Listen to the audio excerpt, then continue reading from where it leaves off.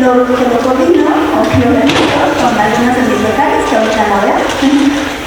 Y este coloquio se llama el quinto coloquio de la economía como eje transdisciplinario, pensar la ciencia en un mundo complejo.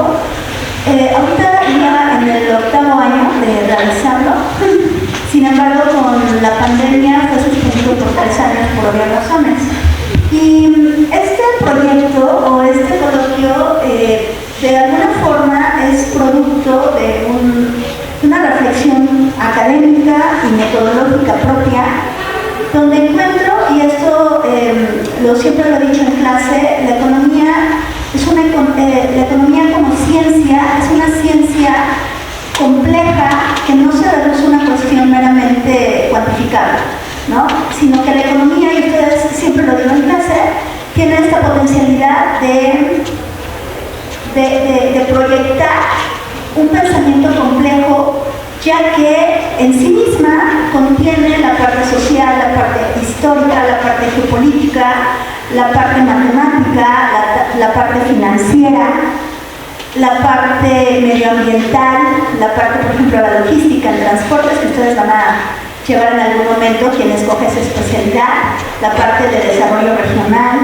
Entonces, la economía es una ciencia compleja porque no solamente tiene esa potencialidad trascendiendo esta visión reduccionista de que la economía solo sirve en la reproducción ampliada del capital, y cuando uno trasciende esta visión de que solamente la economía busca la reproducción ampliada del capital, entonces reduce la economía a toda su complejidad. Por eso, esto fue algo que me fui yo, vamos a decir, desarrollando, meditando, teorizando, y bueno, el próximo año van a salir 2 libros con respecto ya a esta temática. Y bajo esta temática es una forma de contribuir a la escuela la importancia de la ciencia económica. Entonces, bueno, ya llegó uno de nuestros ponentes, el maestro Manuel Ortega, y vamos a iniciar con una parte del documental de Mario Munguía, quien es filósofo también, y que ha estado aquí presentando un libro sobre estado de sociedad, que es un libro, desde mi lectura, bastante bueno, que yo cuando lo presenté aquí en la escuela, yo solicité que pudiera ser ingresado a la bibliografía primaria, porque es un texto que, a pesar de que es, sin ser grosera, bonito, en un pensamiento teórico, tiene una gran fundamentación teórica, y que ese libro ha sido trasladado a un ámbito de una parte de la proyección. Entonces vamos a ver esta parte. Le voy a pasar el micrófono al maestro Mario Munguía para que nos dé una empezada. Y bueno, y espero que, nada más, esto sí me interesa, espero que lo que aquí ahorita estemos, ustedes les genere dudas, inquietudes, reflexiones, y que no solamente se quede como 1 hora y media, sino que también permita que ustedes se lleven ciertas reflexiones a su casa, al aula, sobre todo, y sobre todo a su formación académica y profesional. Gracias. Buenas tardes. Es un gusto estar aquí con ustedes nuevamente en la Escuela Superior de Economía, aquí acompañado por los docentes que están en este coloquio. Y bueno, el tema tiene que ver, digamos, con la economía. Obviamente, en el documental que se llama Los cambios en el Estado para el bienestar de la sociedad, es necesario, digamos, comentarles que se plantea una política, ojalá ahí estén atentos para ver qué relación va a tener con la economía. Luego se habla de un cambio económico que, si lo tomamos en cuenta, va a ser muy importante para la economía nacional o para la economía inclusive en el mundo. Luego tendríamos que ver con las leyes. Hay que estar ahí pendientes de qué se propone en relación a la economía. Tendría también la cuestión mediática, los medios, la comunicación. Si tomamos en cuenta cuál podría ser la propuesta informativa, va a tener algún efecto para la economía. Luego viene un cambio social que seguramente también va a tener un efecto en la propia realidad económica de nuestro país, y finalmente la cuestión ecológica. Entonces, estos 5 aspectos van ligados con la economía, y podemos centrarnos en la cuestión económica, pues te devuelvo el micrófono, maestra. Bueno, esta mesa se llama...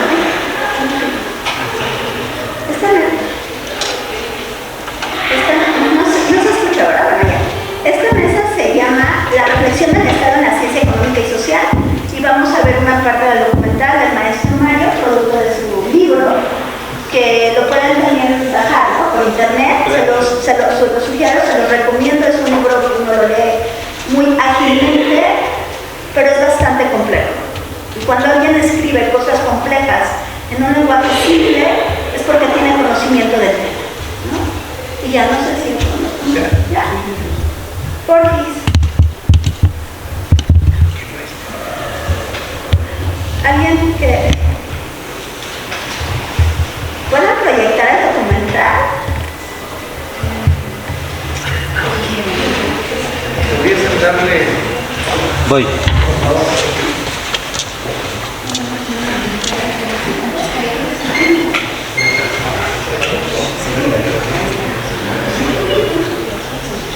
Está cerrado. ¿No está? Está cerrado. Eso no hay cosa. A ver si pasas enfrente de la subvención administrativa, ahí está, por favor. ¿Quién está acá?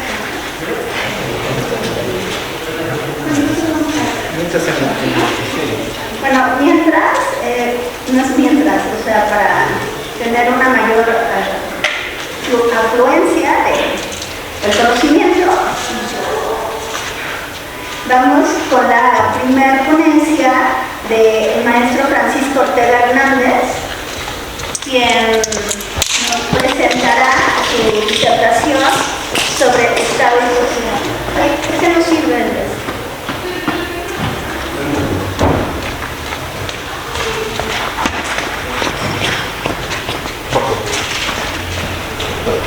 Hola.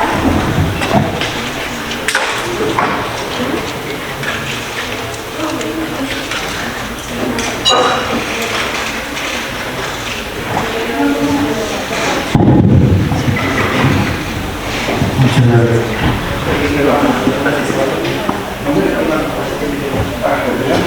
Sí, pero ya pasó porque no estaba.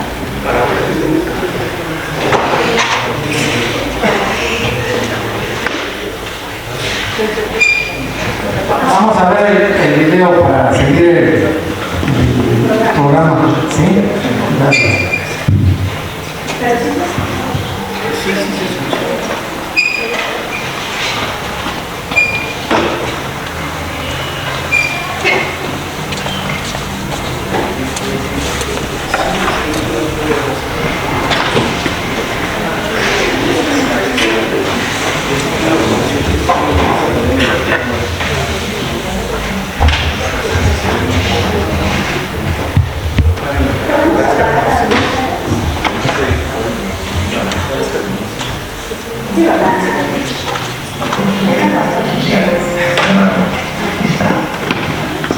El Estado armoniza hoy.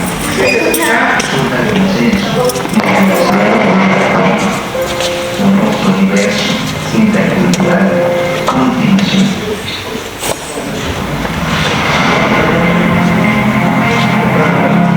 Allá, ¿verdad?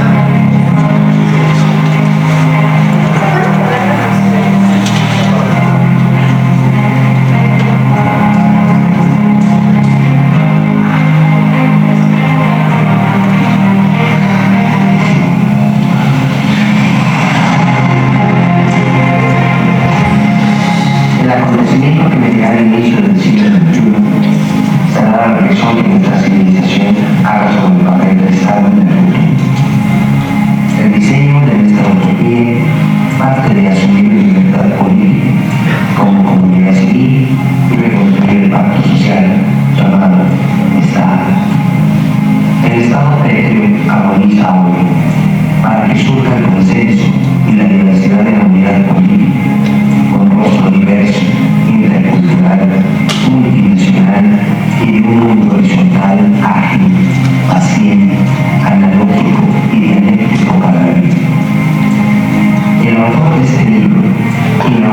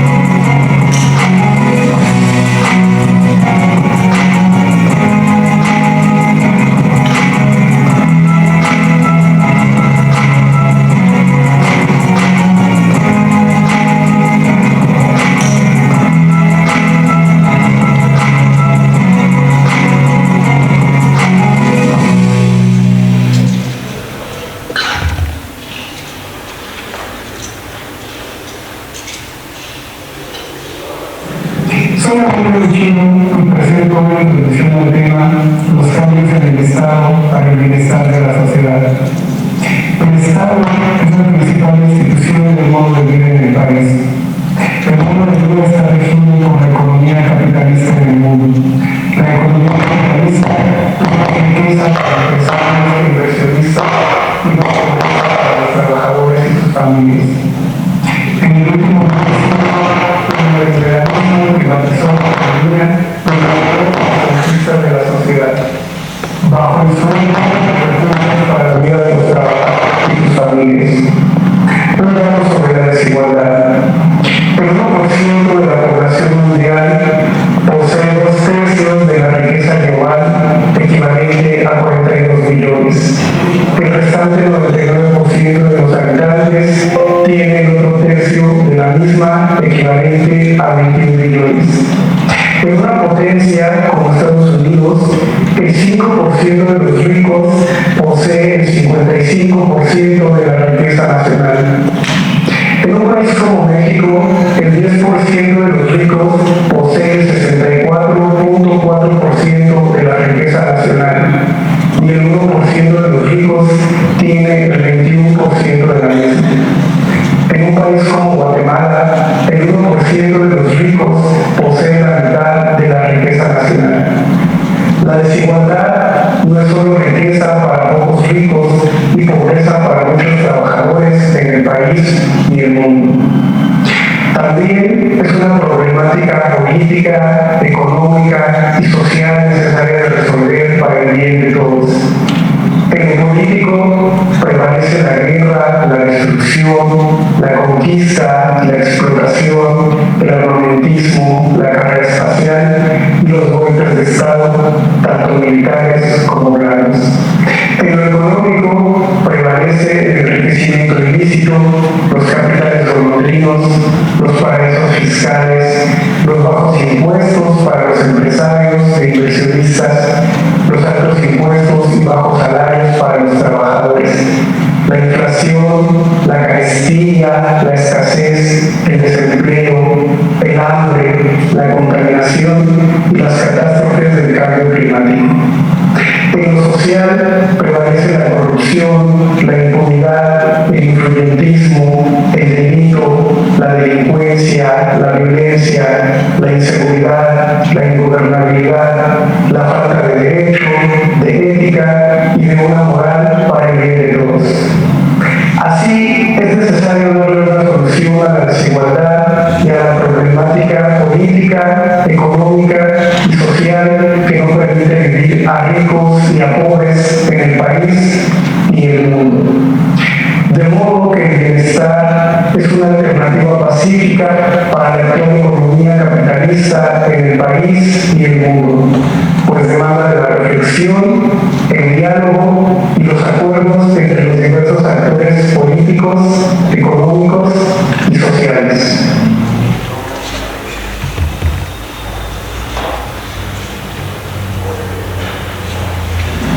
Hola, soy Silvia Gómez y les voy a hablar acerca del cambio político para el bienestar de la sociedad. La política continúa perpetuando las desigualdades y problemáticas socioeconómicas y políticas.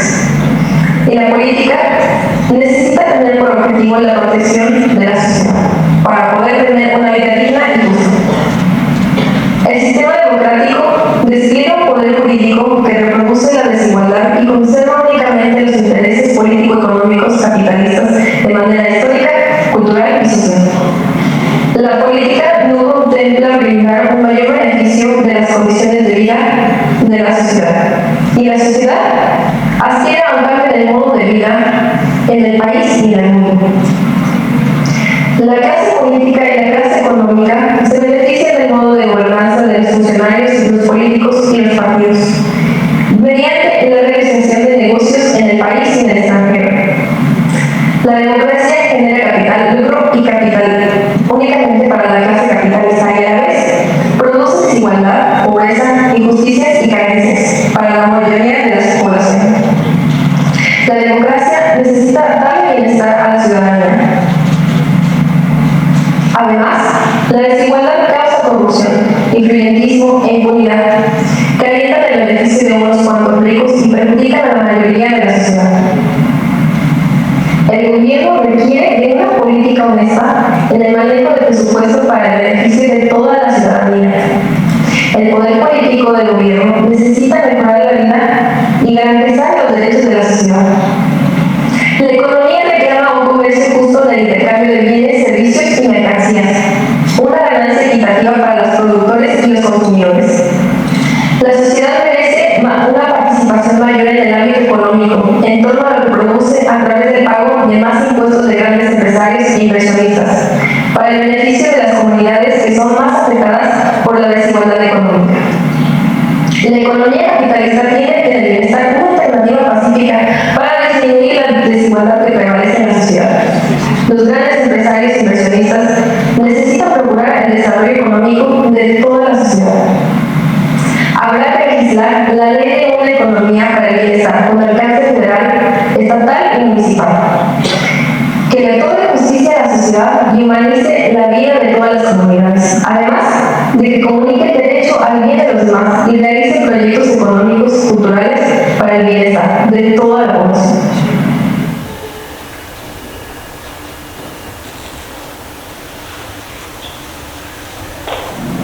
Yo soy Alejandro Díaz Camacho y me corresponde hablar sobre el cambio económico.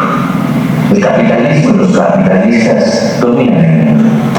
El mercado, la ganadería, la pesca, la agricultura, comercio, industria, finanzas, tecnología, ciencias, artes, derecho, cultura y ética están regidos por la economía capitalista. La economía capitalista explota la naturaleza, los bienes de la nación, la mano de obra, el capital, el modo de apropiación de los medios productivos, la producción, la distribución y el consumo de bienes materiales, la riqueza y el erario a favor de empresarios e inversionistas.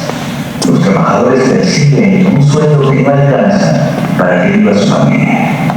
La familia del empresario gana más de lo necesario para vivir. Incluso, ni derrochándolo, se lo acaba en toda su existencia. El beneficio para los capitalistas es inmenso en el país y en el planeta. Los capitalistas aspiran a obtener mayor riqueza, las sociedades y la humanidad a una economía para la vida y el bienestar. El aumento de riqueza de unos cuantos capitalistas y la creciente pobreza de muchos trabajadores en el país y en el mundo es un modelo económico que no permite vivir.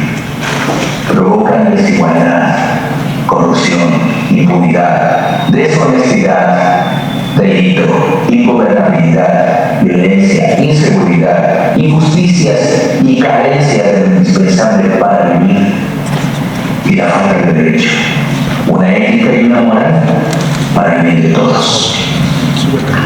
Tal conflicto político, económico y social de desigualdad lo provoca el Estado.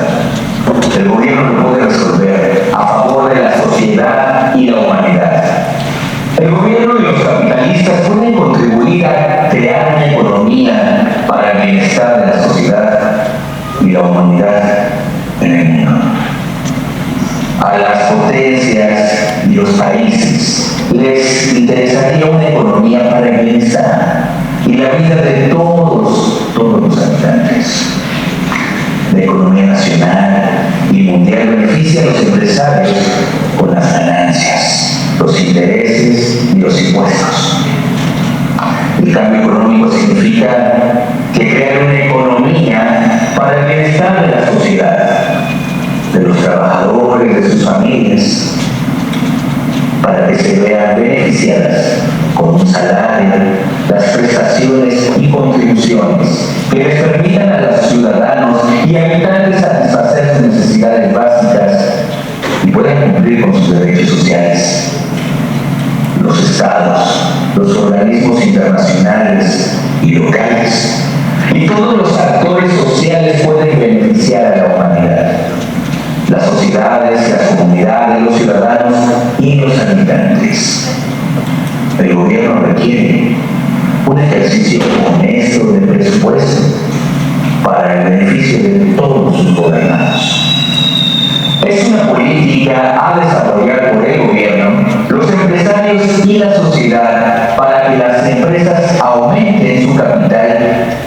mejoren sus condiciones de vida en la comunidad y en el país. La economía financiera, bursátil, bancaria y tributaria necesita beneficiar a la sociedad, a la humanidad. Los ricos podrían pagar impuestos progresivos de acuerdo a sus ganancias para el beneficio de las comunidades. Las leyes garantizarían una economía para el bienestar de sus habitantes. Los criterios que rigen la economía podrían beneficiar a los consumidores en las actividades productivas y comerciales de los habitantes, y en la cultura, los servicios y la educación. Las comunidades logran crear empresas para el bien social amparadas en la ley, la política de gobierno y los empresarios locales y extranjeros.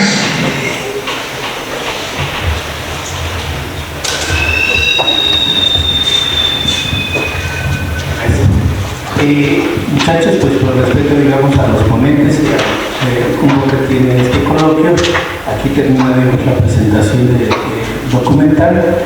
Solamente voy a referir algunas cuestiones que se mencionaron al principio y que escucharon en el contenido de cada uno de los ponentes proyectados. La política sería una política para el bienestar, no la voy a repetir toda.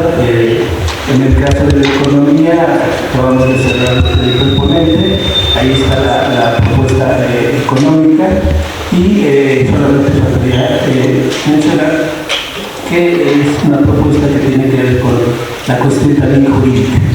El semestre pasado, digamos, se expuso este mismo contenido, o sea, los cambios en el Estado para el bienestar de la sociedad a través de este ensayo, que encuentran gratis en madrimunguía.com, el documental también lo van a ver en madrimunguía.com, y la vez anterior yo decía que iba a regresar con este documental. Ahora les estoy mencionando a ustedes que esta cuestión de proponer una política de bienestar, dando un cambio económico que espero hayan escuchado, tiene que pasar a la ley. Y entonces, ojalá y espero que el próximo semestre podamos estar en la Cámara de Diputados llevando esta propia propuesta. Repito, si ahorita dicen, bueno, ¿de qué se trató? El documental también lo ven gratis en madrimunguía.com y espero que tomen en cuenta que pues, es una propuesta actual, es una propuesta reciente que puede ser muy importante para el país, también para el mundo, y que seguramente nos va a dar pues tarea para leerla, para conocerla, para saber de qué se está tratando. Si alguien estuvo muy atento y dice, a ver, pero ¿qué es el bienestar? El bienestar son las satisfacciones de las necesidades básicas y también pues el cumplimiento de los derechos sociales. Podemos tener una lista de 30 que se expresan en el cambio ecológico del documental, pero les mencionaba que tanto cortamos la proyección del documental como mi exposición, porque yo solamente tenía 15 minutitos y ya rebasé algún par de minutos. Muchísimas gracias. Continuamos con el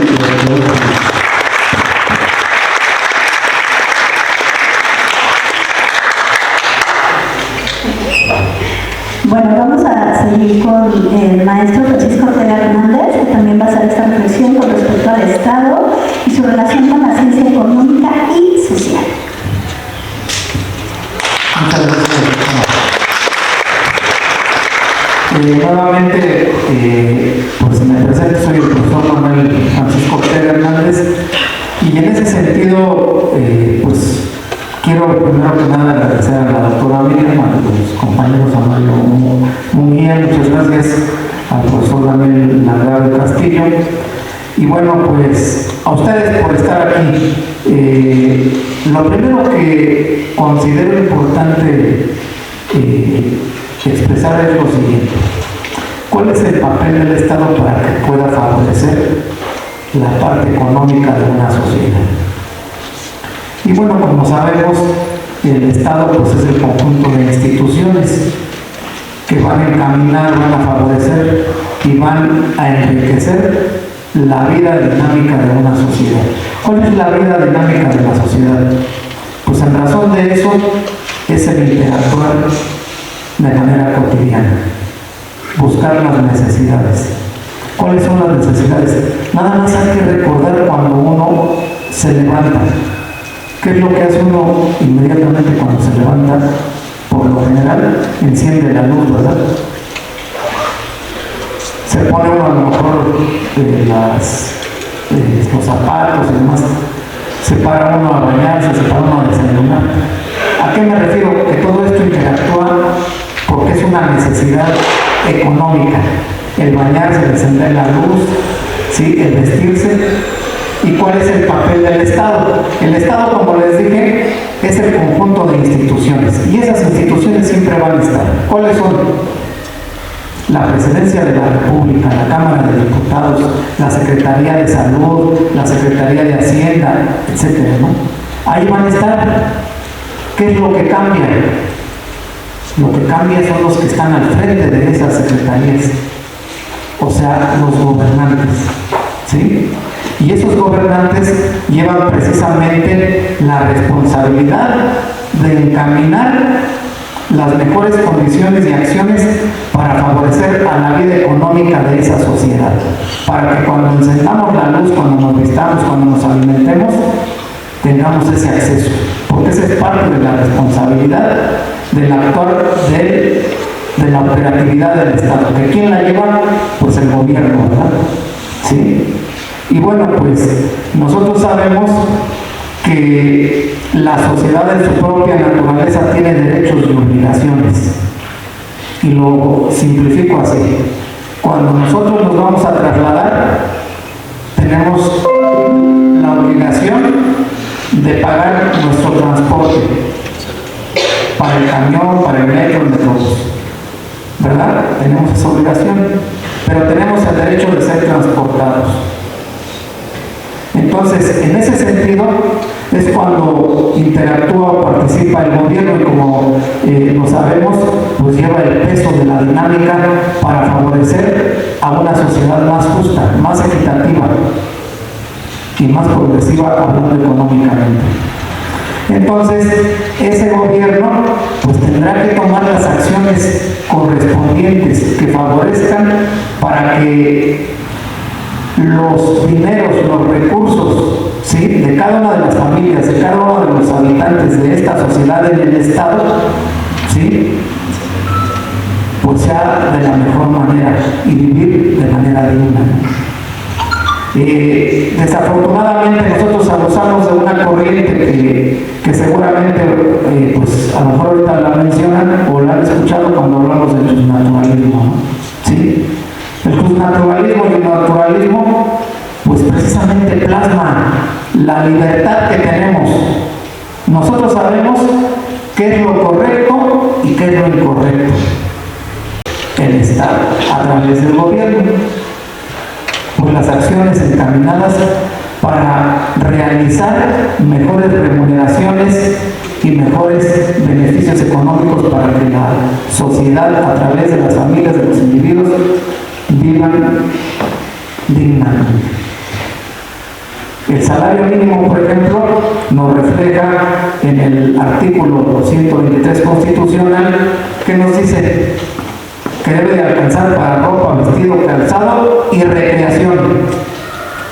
Yo les pregunto si con un salario mínimo una familia de 4 integrantes dice, no, pues es su cumpleaños, ¿dónde te llevo? Te llevo a Six Flags, ¿no? No, pues ya estuvo con el salario mínimo, está complicado, ¿no? O sea, esa es la realidad, ¿sí? Ahora, ¿cómo puede ser más justo esa remuneración? Pues precisamente coadyuvando el gobierno con las empresas, ¿sí?, para mejorar, para favorecer a que ese alcance de salario, esa remuneración sea más justa, más equitativa. Y a lo mejor históricamente lo hemos visto y lo hemos escuchado, cómo ha incrementado el salario mínimo, ¿sí? Y por supuesto que cada vez va a haber más necesidad, ¿sí? Cada vez va a haber más necesidad, ¿no? me refiero a una necesidad, pues del salario mínimo, por supuesto, pero de bienes, ¿no? De servicios, ¿no? Y ustedes me van a decir si es correcto o no es correcto. La experiencia que nos dice, pues ahorita tengo un sistema de cable en la casa, ¿no? Y dice, oye, fíjate que ahora, pues también a lo mejor podemos poner ¿no? HBO, Netflix, etcétera, ¿no? Y así, cuando uno va adquiriendo, pues dicen, ahora voy a comer acá, voy a comprar pues una prenda más, etcétera. Insisto, esa responsabilidad también recae en el Estado, a través de su operatividad, a través del gobierno. Entonces, ¿qué se tiene que hacer? Pues un modelo económico que vaya encaminado a favorecer, a ser más justo. Y eso también tiene que ver con algo que seguramente ahorita van a mencionar, y para mí es algo de más reflexión, de más filosofía y de más sensibilidad. Que el empresario tiene que ser sensible, porque nosotros como un mito lo escuchamos, ahora ya se comprobó que no es la realidad. El empresario, ¿qué hace? ¿Quieres que te incremente tu salario? Pues voy a incrementar a los productos, a los servicios. Eso es lo que nosotros siempre habíamos escuchado. Ya se demostró ahorita con las políticas económicas y el salario mínimo que hizo el gobierno anterior y que está encaminado nuevamente la presidenta Claudia Sheinbaum, que se puede, ¿sí? Y se puede incrementar. Pero tiene que haber la sensibilidad también del empresariado, porque el empresariado tiene que saber sensibilizarse de que aquellos a quienes tiene laborando, que está remunerando, tienen que tener el alcance para satisfacer sus necesidades, porque a lo mejor es una economía que sigue interactuando, porque esos trabajadores después tienen que comprar esos bienes y servicios y reactivan la economía. Y a lo mejor el que produce autos dice, bueno, pero mis trabajadores no están remunerados para el alcance de adquirir estos autos que producen, pero sí reactivan la economía cuando a ellos se les remunera. Y van y trabajan, y van y compran sus productos, su despensa, crean necesidades, las adquieren y se va reactivando la economía. En ese sentido, insisto, el papel del Estado tiene que coadyuvar. Sí, se tiene que coadyuvar, y a través de un modelo económico. Nosotros decimos, a ver, es un modelo, ¿qué modelo económico tiene México ahora? Y dicen, pues capitalista, ¿no? Pero no es un capitalismo puro. Simplemente tenemos a Pemex, ¿no? Pemex es una empresa mexicana, ¿no? Es un monopolio autorizado precisamente por el gobierno, por la Constitución, porque pertenece al Estado. El dueño es el Estado, quien lo administra, insisto, pues es el gobierno. Entonces es a donde se tiene que impulsar, persuadir, que se busque un modelo que sea más equitativo para favorecer a la sociedad. Y eso es lo más importante, que las familias se hagan llegar de los recursos que se necesitan para vivir dignamente. Muchas gracias.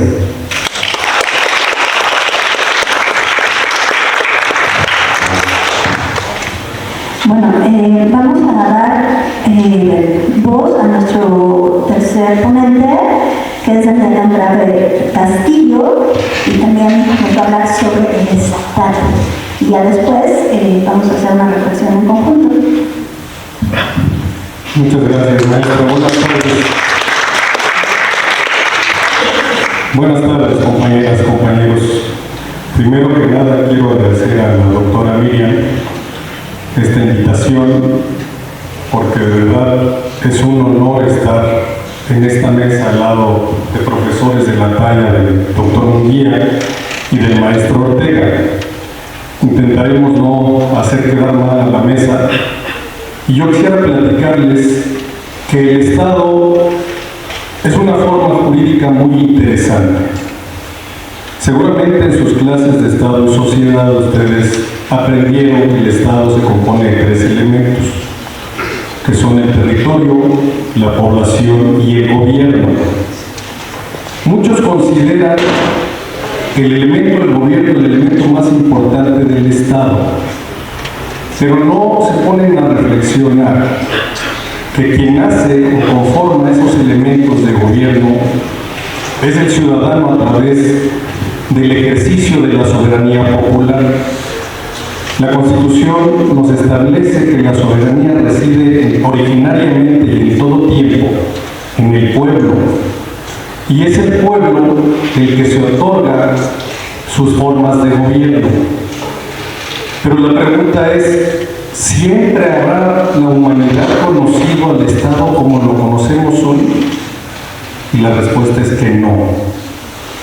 Antes, y lo dice y lo reseña Thomas Hobbes en el Leviatán, el ser humano vivía en un estado de naturaleza salvaje. No había ese acuerdo generalizado que permitiera una convivencia más sana, una convivencia más consciente, una convivencia normada. Y es hasta la aparición del Estado que el ser humano se da a sí mismo este tipo de organización, pero a cambio de eso tiene que ceder un poco de su soberanía para que los poderes del Estado funcionen. ¿Cómo se da esa cesión de una parte de nuestra soberanía a través de la manifestación del voto? Cuando nosotros votamos para elegir al presidente o a la presidenta de la República, a nuestros senadores o a nuestros diputados, que aunque son representantes populares, no representan a lo mismo.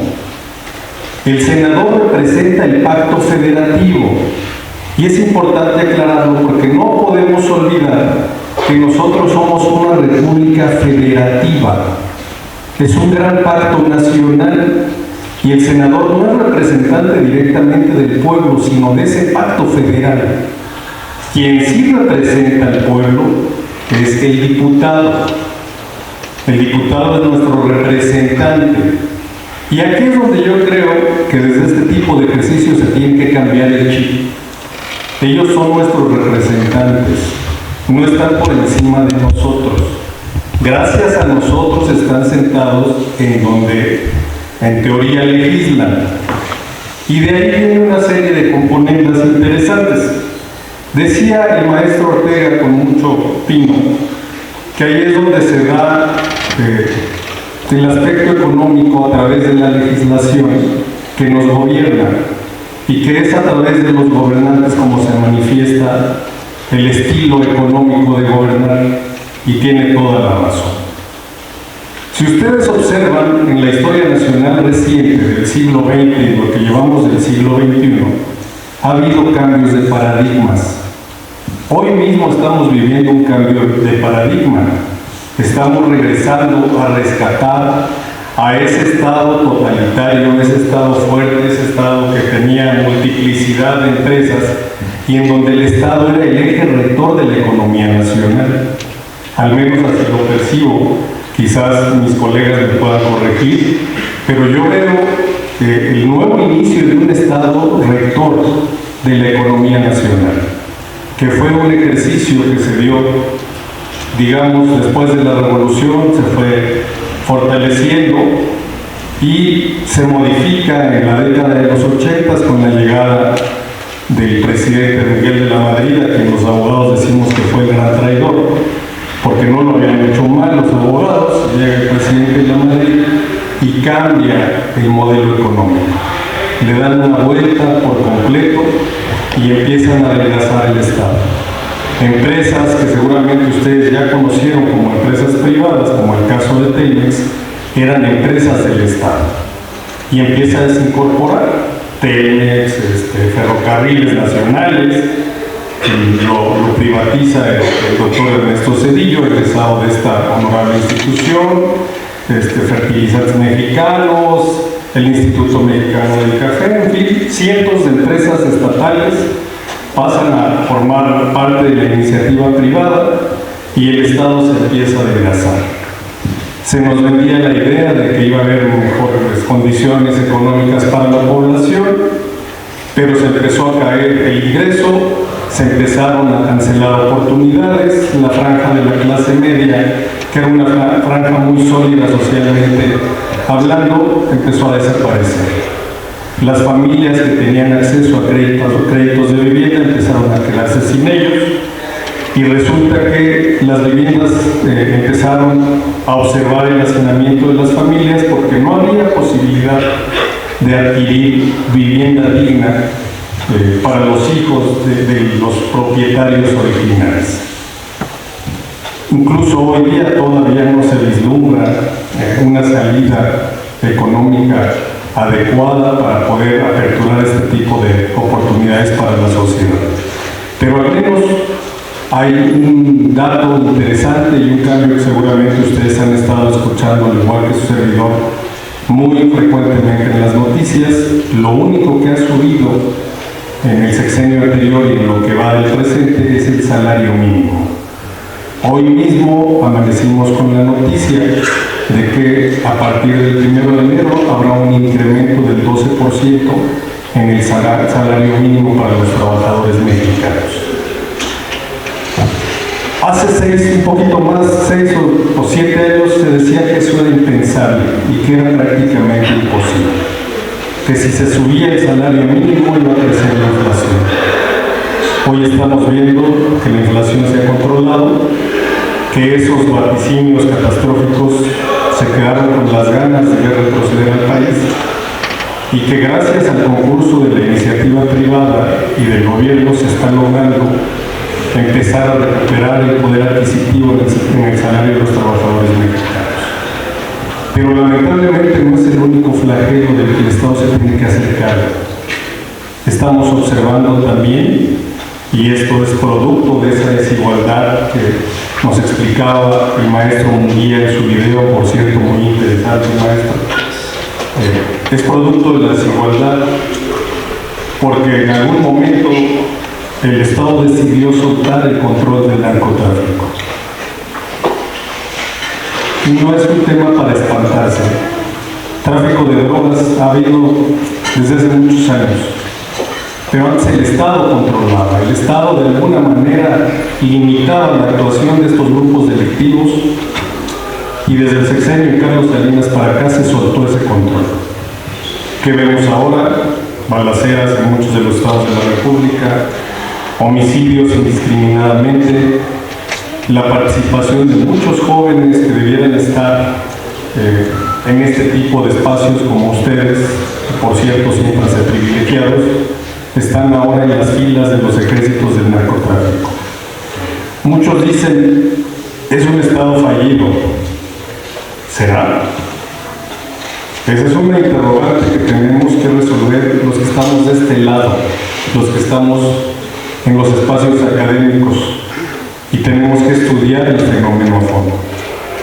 Sí hay visos de un Estado fallido, yo no me atrevería a decirlo tan contundentemente, pero sí los hay.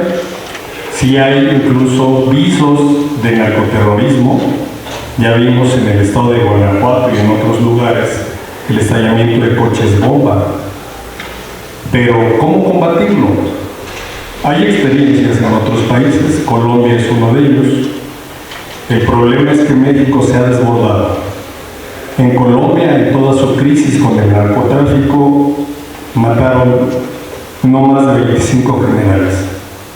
En México, solo en el sexenio de Calderón, se mató a más de 50 generales. Es un tema para la reflexión y es un tema que tiene que ver con el funcionamiento y estructura del Estado. Todos los días nos hablan de reforma política, de reforma económica, de reforma judicial.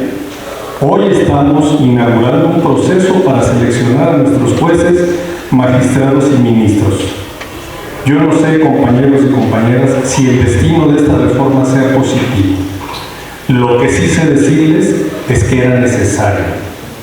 Y era necesario porque ese poder del Estado se había convertido en una casta divina que prácticamente era intocable. Fueron muchos los avisos desde sexenios anteriores en donde se les pedía que se reformaran, que se hicieran evaluaciones permanentes, que se revisara la actuación de esos jueces y magistrados que indiscriminadamente les otorgaban libertad a delincuentes como los narcotraficantes que tanto hemos escuchado, sin sustento legal alguno, solo por componendas económicas que se daban entre los juzgadores y esta parte del crimen organizado. No quisieron escucharlo. Ahora se desató toda una campaña para desprestigiar este proceso. Insisto, yo no sé si el resultado final vaya a ser el más positivo, pero creo que sí era necesario. Eran muchos los privilegios y muchos los excesos que desde la cúpula del Poder Judicial se daban. Todo esto, compañeros, compañeras, tiene que ver con el funcionamiento del Estado. Y en todo eso nosotros como ciudadanos nos convertimos en actores principales.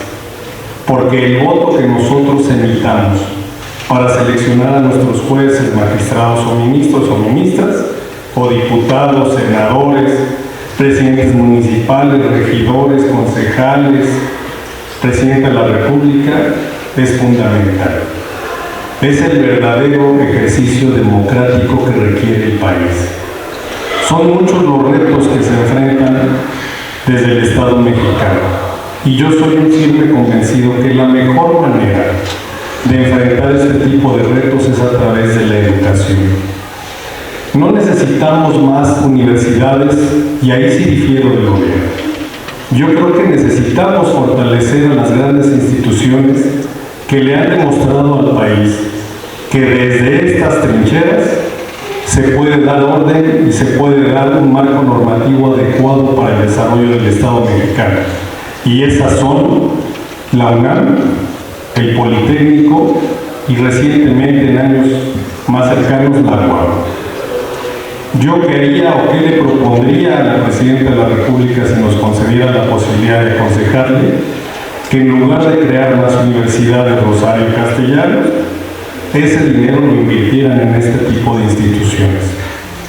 Creo que las comunidades de estas universidades bien vale la pena la inversión de tener mejores aulas, de tener mejores equipos para la proyección, de tener bibliotecas digitales. Estamos viviendo un momento histórico muy interesante. Ya hubiéramos querido, los que estamos de este lado de la mesa, tener todo el flujo de información que ustedes con un clic pueden obtener y acceder. Nosotros no lo tuvimos y eso no es impedimento para actualizarnos y ponernos en la vanguardia con ustedes. Pero se podría hacer mucho si se le amplía el presupuesto a este tipo de instituciones. Yo espero que a ustedes les toque estar en puestos de decisión y ustedes apliquen el fortalecimiento de la educación pública. Es mejor tener a nuestros jóvenes estudiando que manejando armas de alto poder y desperdiciando su vida, porque además hay algo que no observan. No hay narcotraficantes viejos. La vida del narcotraficante es efímera y normalmente no rebasan los 50 años. Celebro nuevamente este espacio, le agradezco nuevamente a la doctora Miriam la oportunidad de compartir unos minutos con ustedes y yo haría la atenta invitación de que se abrieran más espacios de este tipo para poder intercambiar este tipo de reflexiones. Muchas gracias por dedicarle unos minutos de su agenda académica a su servidor y a mis compañeros y hago votos para que el Instituto Politécnico Nacional en breve sea beneficiado con mayor presupuesto. Que tengan buena tarde. Muchas gracias.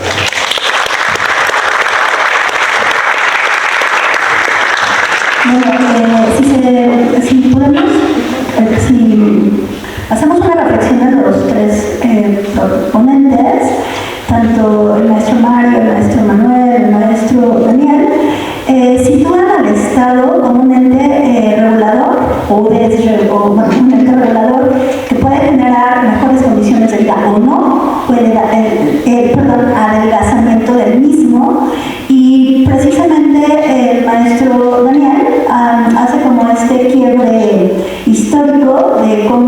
partir de la imposición del modelo neoliberal o cuando se van a introducir nuestras políticas neoliberales, hay un adelgazamiento del Estado.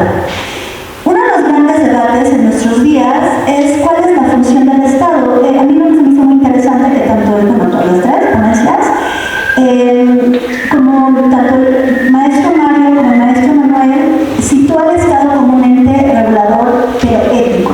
O sea, introduciendo una categoría ética, ¿no?, de buscar esta justicia social, contrario a, por ejemplo, el maestro Daniel hablaba sobre esta actualización filosófica del Estado, ¿no?, de que el Estado surge como una forma de contener la violencia, obviamente desde la teoría eurocéntrica, que hemos sido como impuestos por una hegemonía del conocimiento, donde Tomás Hobbes precisamente dice que es el Leviatán, que el Leviatán es un demonio. Entonces esto es bien complejo en términos filosóficos, porque está situando, y ya para dar pie a la que hay muchísimas preguntas, es de que si el Estado tiene que reproducir el mal, o el Estado tiene que reproducir la justicia, ¿no? O sea, el mal entendido como la desigualdad, el adelgazamiento del Estado va generando estas condiciones de que los salarios sean bajos o que no haya la mejor ejecución de los derechos humanos o derechos sociales, como pone Mario.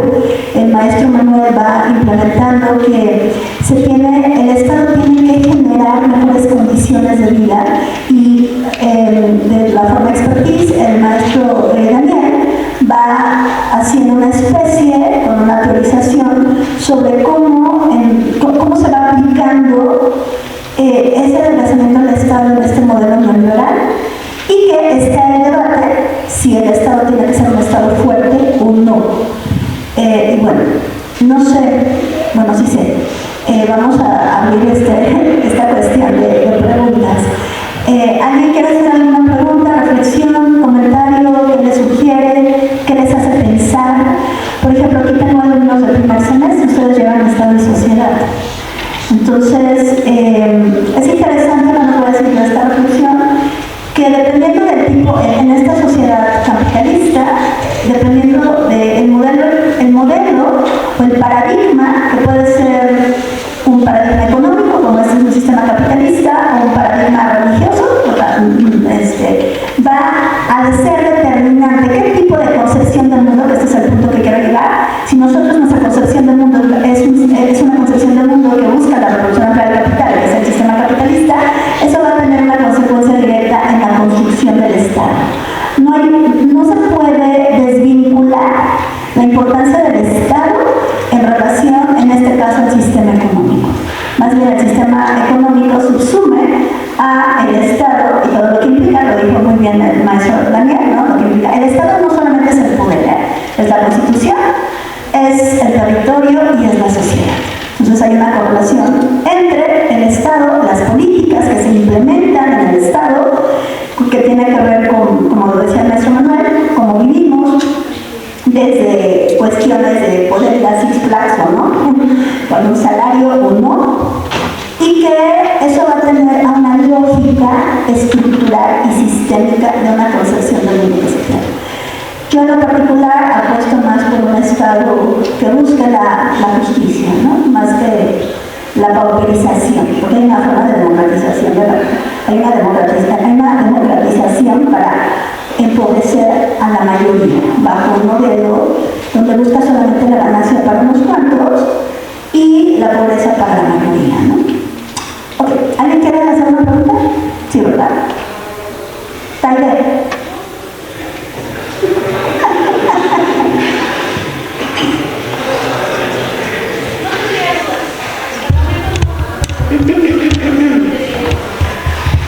¿Alguien quiere hacer alguna duda? Digo, ¿alguna pregunta?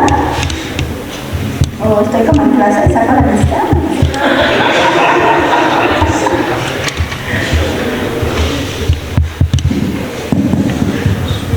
¿Todo quedó claro? ¿Quieren hacer una intercambio entre ustedes? Será muy interesante, ¿no? Pues yo celebro, digamos, esta coincidencia, espero que, digamos, los compañeros acepten, digamos, el punto de vista de que el Estado puede favorecer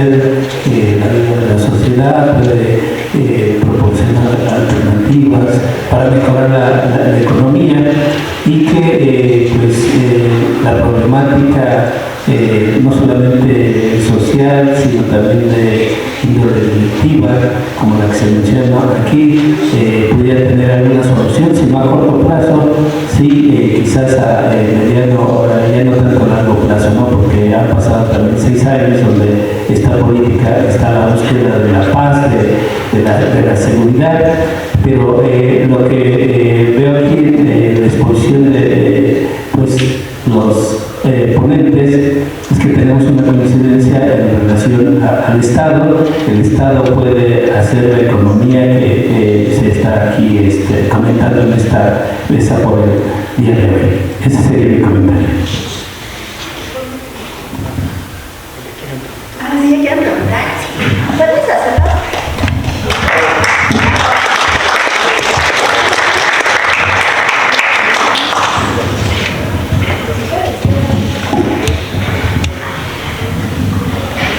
Buenas tardes. Pareció muy interesante los planteamientos que nos hacen aquí, las reflexiones. La verdad es que es una visión que no esperaba encontrar aquí. Aquí mi pregunta va ahorita, pues ahorita hacer como un resumen de todo. El maestro Ortega menciona esta parte de Ernesto Zedillo, que hace esta transición hacia, bueno, se termina de hacer como la introducción del modelo neoliberal, que queremos estar como así muy metódico, muy por partecitas. Y él justo pues es egresado de aquí, ¿no? Entonces él viene de un modelo educativo en el que estaba muy fuerte la parte de la economía política. Entonces esto lo digo porque pues, yo ya también soy de las generaciones de atrás, ¿no? ¿Qué cree usted y ustedes? ¿Cómo se distorsiona el concepto de Estado? Porque obviamente el concepto que se da desde la perspectiva de los programas educativos en las escuelas es uno. Pero ¿qué pasa entonces? ¿Por qué entonces tenemos que un egresado aquí hace esta transformación del Estado tan radical a lo que se esperaría en determinado momento, analizando el currículum y demás, pero cómo se transforma ese concepto, esa visualización del Estado?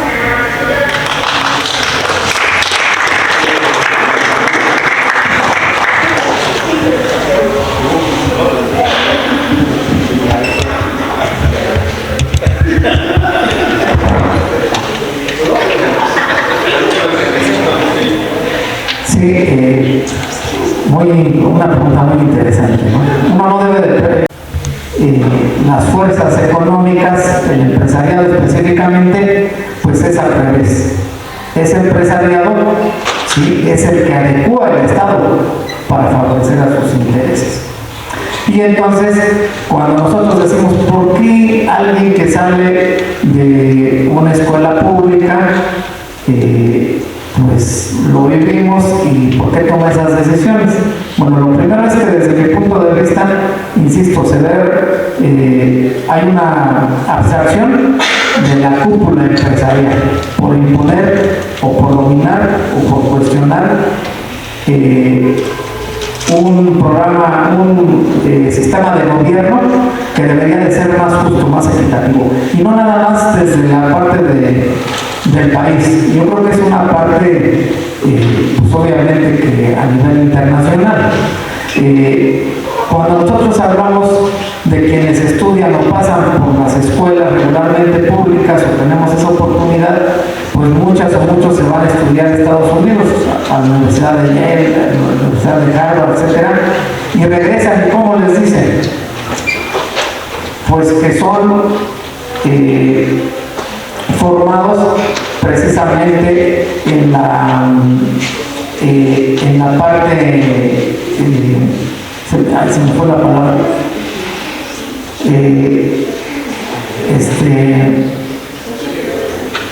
sí, es la parte donde la tecnocracia, ¿no? Tecnócratas, ¿no? Y son aquellos que aprenden, ¿sí?, en esas universidades, pero que pues es al modelo externo, de donde son el origen, de donde vienen además a implementar. Y entonces son los tecnócratas porque están en el escritorio desde aquí mandando y dominando, pero pues no se clarifica ese proyecto para favorecer a la realidad de la sociedad. Tan es así que cuánto tiempo pues ha pasado y han fungido muchos de esos gobernantes con esa experiencia del extranjero, de esas universidades. Entonces, ¿cuál es la parte que tendría que ser para modificar o para que no se repita eso? La respuesta es esta. Por ejemplo, el personaje responsable de ver y de negociar los salarios mínimos en México es un economista, egresado de la Universidad de Sonora. Y fue a Israel, a Estados Unidos, estudió sus doctorados, pero ahí están los hechos. Se sensibilizó y se clarificó en el actuar para promover algo que era beneficioso, que ha sido beneficioso para la población. Entonces, desde mi punto de vista, el Estado tiene que ser integral para que sea sensible para estas cuestiones económicas los gobernantes que están al frente. Integral porque tiene que ver lo de la seguridad que sí, aquí se mencionó. Integral porque tiene que ser sensible con las necesidades del presupuesto, ¿sí?, de las escuelas públicas. Ustedes lo saben, cuando el presupuesto se asigna, entra un gobierno y dice, yo le voy a dar más presupuesto a salud, no, yo le voy a dar más presupuesto al ejército. ¿De qué se trata eso? De ser más sensible. Es cuanto, gracias. Muy bien, ahora que Daniel nos comparte la exposición para darle respuesta a la pregunta, se propone aquí un Estado que le dé bienestar a la sociedad. Ese sería el cambio. ¿Qué pasa con el Estado anterior, con el Estado actual? Favorece al capital, favorece a la riqueza. Les mencionaba que en el caso del bienestar, pues es que cada uno de los mexicanos pueda satisfacer sus necesidades básicas sin mencionárselas y cumplir sus derechos sociales. Mencionaba aquí de la justicia, por decir uno, ¿sí? Y ahí lo dejaría.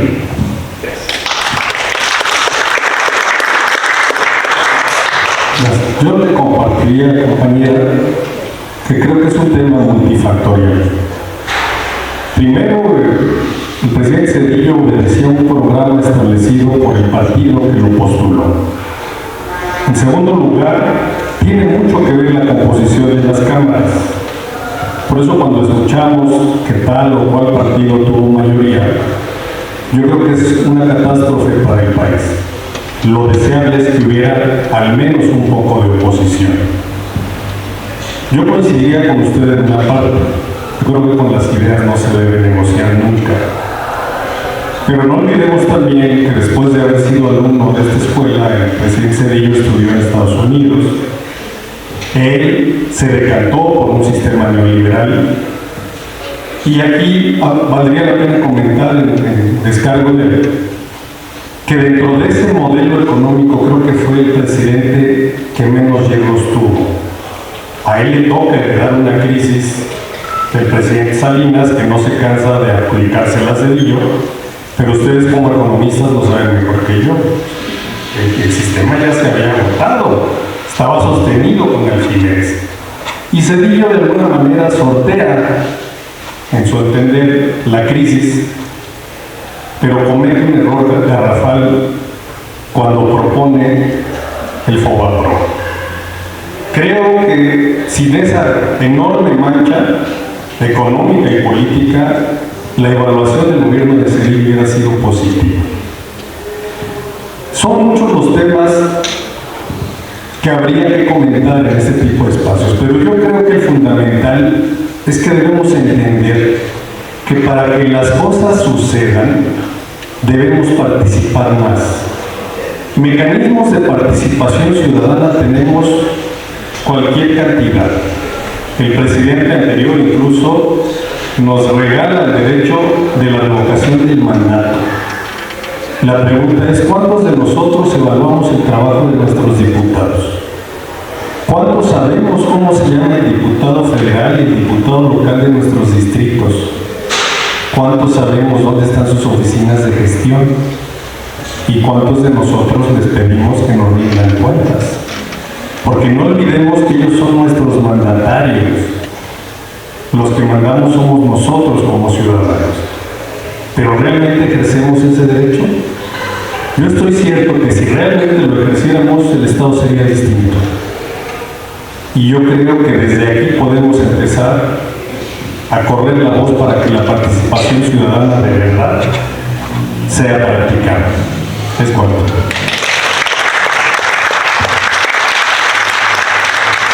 Ya para cerrar, voy a dar unos reconocimientos y bueno, nada más yo voy a dar, aunque no me estoy en esta mesa como ponente, la pregunta se me hace muy interesante. Yo lo tomaría que todavía México sigue manteniendo esta relación, ¿no?, del centro-periferia, y que eso hace una lógica estructural de un capitalismo de forma estructural, ¿no?, hegemónico desde el punto de vista, esta idea de capitalismo estructural desde un ámbito hegemónico que no puede desuscribirse de los intereses extranjeros, sobre todo con estas ideas neoliberales que fue produciendo Margaret Thatcher, ¿no?, y que hay una cuestión como de colonialismo económico a pesar de que ya había acabado la colonia años, siglos atrás, y porque algo que yo me he puesto a pensar es de que el dinero se ha convertido en el nuevo eje rector de la vida, ¿no? O sea, creo que es una cuestión bien compleja, ¿no?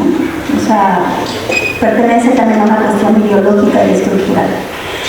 Bueno, dicho es cuando voy a dar el reconocimiento al Instituto Politécnico Nacional a través de la Escuela Superior de Economía. Otorga el presente reconocimiento a Mario Munguía por su destacada participación en el quinto coloquio de Economía como eje transdisciplinario. Pensar la ciencia es un mundo complejo en la mesa de trabajo, la reflexión del Estado en la ciencia económica y social, realizada el día miércoles 4 de diciembre de 2024 en el Auditorio Lenin de la Escuela Superior de Economía del Instituto Politécnico Nacional, la técnica al servicio de la patria. Y bueno, aquí está. Gracias, Mario.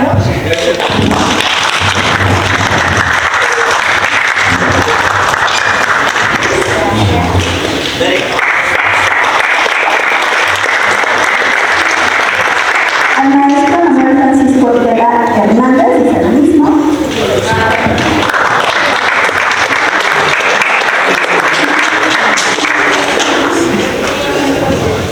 Y a Daniel Andrade Castillo, en el próximo capítulo.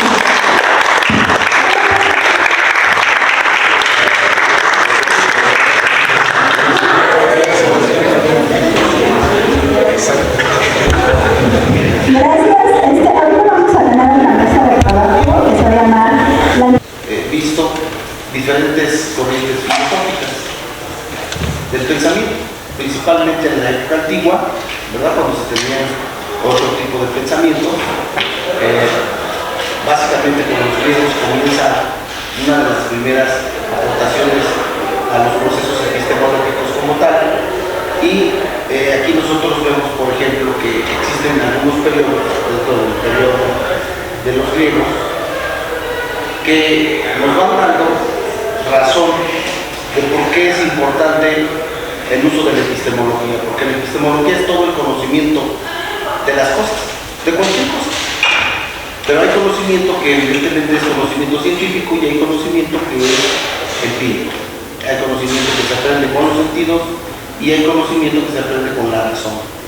Para llegar a esta conclusión se hizo todo un debate en un largo de cientos de años, ¿verdad? Y es justamente en esta época, primero en la época cosmológica de los griegos, después pasamos a las siguientes épocas, y es justamente en la época gnoseológica donde los griegos sostienen que existen dos maneras de aprender, una a través de los sentidos y otra a través de la razón. Y es justamente Platón y Aristóteles quienes consolidan ese pensamiento a través de muchas de sus tesis. Una de ellas podría ser la teoría de las cuatro causas de Aristóteles, otra podría ser la teoría de la dualidad de Platón, quien sostiene, ¿verdad?, que el cuerpo humano se divide en dos cosas, el cuerpo y el alma, el espíritu, ¿no? Y entonces ahí empezamos a hacer ese lenguaje científico. Pero no es justamente en esa época, sino hasta la época moderna, cuando nosotros llegamos con un pensador, un filósofo moderno llamado Thomas Kuhn.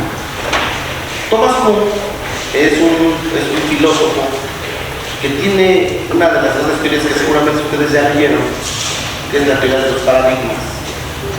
Esos paradigmas, en realidad, lo que nos trata de decir en su obra es que esos paradigmas son formas de pensamiento, pero que están avalados ¿por quién? Por un grupo de científicos. Entonces, al final del día, todo el conocimiento, ¿sí?, puede ser filosófico o idealista, puede ser a través de ideas o a través de la filosofía del pensamiento crítico, ¿sí?, tiene que ser validado por alguien. ¿Okay? Por eso es que después nosotros vemos grandes instituciones, ¿no?, que dan parte de esta situación. Y lo primero de ellos es que durante esta época, ya en la época moderna, ¿sí?, nosotros básicamente nos estamos centrando en la creación de conocimiento a través del método. Los economistas utilizamos métodos para poder desarrollar la economía. Y es justamente ese método el que nos ayuda a generar conocimientos nuevos. Pero es hasta que se crea el método científico, en donde nosotros, en este método científico, utilizamos teorías y perspectivas de tipo filosófico para poder hacer llegar conocimiento nuevo. Porque no hay una manera de llegar al nuevo conocimiento si no es a través del método. Debe haber una serie de pasos que te encaminen de un punto A a un punto B, y esos pasos o procedimientos es en estricto sentido el método. Pero en el caso de las ciencias sociales hay un método que es quizá el más antiguo desde que el hombre pisó la tierra, que es el método de la observación. El hombre aprende a través de observar, ¿no? Como un pájaro pica una manzana, ¿no? Entonces se da cuenta que la manzana es un alimento, en fin, y todo este proceso que duró miles de años, ¿sí?, se basa en este método, que es el método que es el método de la observación. Entonces, a partir de ese momento, nosotros entonces hacemos dos cosas, ¿no? Teorizamos para poder generar conocimiento, pero aparte de generar conocimiento, nosotros lo que hacemos es análisis. Pero cuando el conocimiento viene de puntos de vista empíricos, casi todo el conocimiento empírico es de tipo social, porque el hombre tiene comportamientos muy diferentes, muy diversos. El bienestar, por ejemplo, el bienestar para una persona puede ser muy diferente para otra, aún siendo el mismo. Entonces esas características nos hacen que el bienestar, el vivir bien, ¿verdad?, nosotros lo visualicemos desde dos enfoques totalmente diferentes, dependiendo el punto de vista que tenga cada persona. Por eso es que la epistemología es todo ese conocimiento que se tiene y que se utiliza para generar mayor conocimiento. Les voy a poner un ejemplo. Si nosotros observáramos, por ejemplo, la conducta, el comportamiento, la fisiología de las personas del siglo pasado, o de hace 60, 70 años, nosotros observamos que esas personas tienen ciertas características. A lo mejor eran más delgados, a lo mejor eran de cierta talla, etc. Hoy día, si nosotros los analizamos, encontramos diferencias. Hoy la gente es más gordita, hoy la gente es más alta, la gente tiene más características, más habilidades. Pero ¿qué es eso que explica ese cambio entre estas dos etapas? Lo que explica justamente es la metodología, el conocimiento. ¿En qué lo podemos aplicar? Sobre todo en la economía. Bueno, pues en las formas de vivir, en las costumbres. Hoy día nos comemos una hamburguesa de 70,000 calorías, ¿verdad? Y evidentemente eso nos va a provocar algo. Pero eso no sucede hasta que las ciencias sociales empiezan a darle explicación a este tipo de fenómenos, a este tipo de cosas, ¿no? Los pensadores entonces hacen que este pensamiento filosófico, este pensamiento epistemológico, demuestre que el conocimiento del tipo que sea, ya sea científico, ya sea empírico, ¿sí? se utiliza para generar nuevo conocimiento. Hoy, por ejemplo, hay un ejemplo que podemos ver claramente. Las pirámides de Teotihuacán. Las pirámides de Teotihuacán fueron construidas mucho tiempo atrás. Sin embargo, si ustedes se dan cuenta, la forma como fueron construidas y la forma como están construidas han durado cientos de años. Y no había la geometría que nosotros conocemos, no había las matemáticas que conocemos, el cálculo, no había, por ejemplo,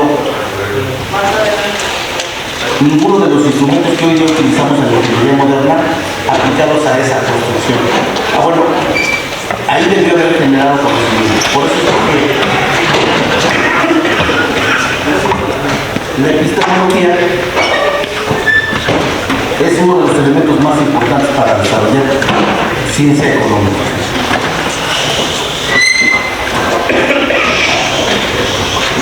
Y a partir de ahí nosotros lo que tenemos que hacer es que con estos elementos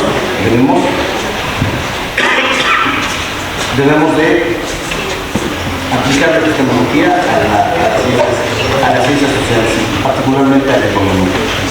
Muchísimas gracias.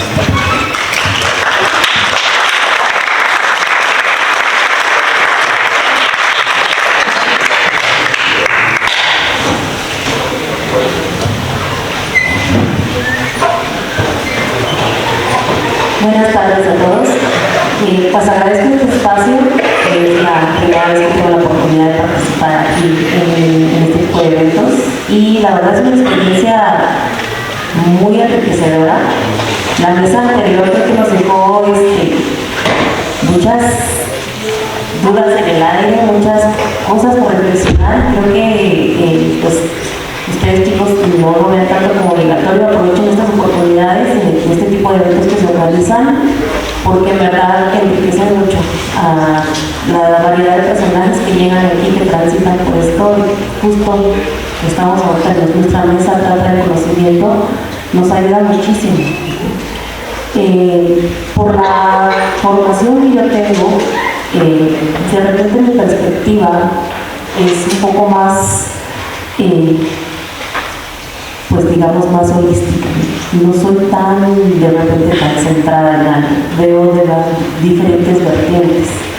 Y es así como cuando llegó a esta materia de epistemología, pues digo, ahora de qué voy a tratar, de qué voy a hablar. Entonces la epistemología es precisamente poder ir analizando y reflexionando cómo se construye ese conocimiento y qué la validez.